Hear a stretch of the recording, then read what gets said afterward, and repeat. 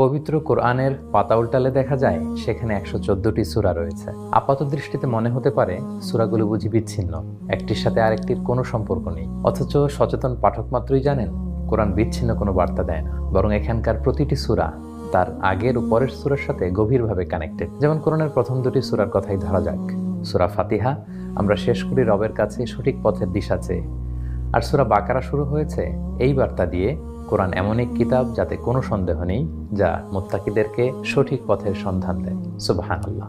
তার মানে একটি সূরা শেষে বান্দার আকুতি ফুটিয়ে তোলা হয়েছে, আর এর পরের সূরা শুরুতেই সেই আকুতি বা প্রার্থনার জবাব দেয়া হয়েছে। আসলে গোটা কোরআনই একটা মিরাকেল। এরকম অনেক অনেক সিক্রেট ফিচার উপস্থাপন করা হয়েছে এক নজরে কোরআন বইটিতে। এবারের রমাদানে আপনার কোরআনিক জার্নিকে আরও মিনিংফুল করতে আজই পড়তে শুরু করুন এক নজরে কোরআন।